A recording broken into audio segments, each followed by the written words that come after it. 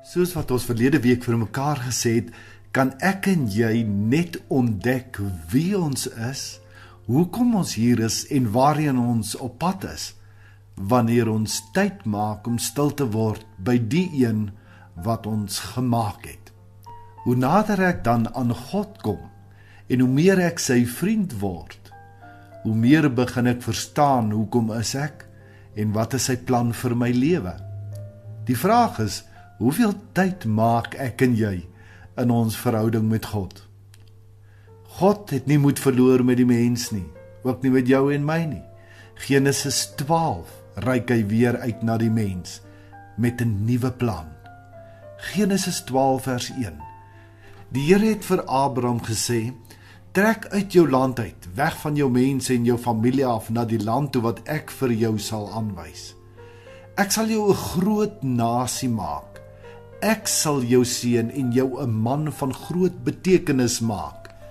En jy moet tot 'n seën wees. Ek sal seën wie jou seën en hom vervloek wat jou vervloek. In jou sal al die volke van die aarde geseën wees.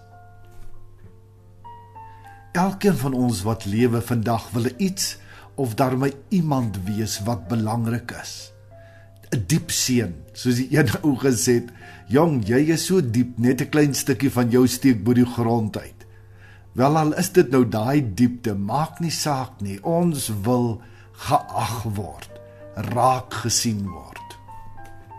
Abraham word in Jakobus God se vriend genoem. Hierdie man het 'n baie spesiale verhouding met God gehad, want uit al die mense van daai tyd wat geleef het God hierdie man raak gesien. Hy het sy hart raak gesien. En hy het gesien, hierdie ou het 'n passie vir hom. En toe het God besluit om 'n pad met 'n Abraham te stap. 'n Abraham wat die voorvader sou word van Jesus. So in die kies van 'n Abraham het God begin met die vestiging weer van 'n nuwe identiteit vir sy volk, vir sy mense. Het jy opgelet waar begin God? Hy kom nie na Abraham toe en hy sê vir Abraham wat hy gaan doen en alles nie. Nee, hy kyk net eers, hoe lyk hierdie man se hart? En hy sê vir hom, trek weg. Trek weg van al hierdie familie van jou af. Trek weg van al die ander mense wat jou beïnvloed, want ek gaan jou 'n man van betekenis maak. Ek gaan jou tot seën maak. Weet jy, God sê dieselfde ook vir jou en my vandag. As ek en jy ook 'n mens van betekenis wil word soos 'n Abraham, dan moet ek en jy weet, dit kom nie maklik nie, dit vra 'n prys. Hier sê God, trek weg. As hy sy disippels roep, kom saam met my. Altyd wanneer God in verhouding tree met mense, is daar hierdie ding van iets wat jy moet agterlaat.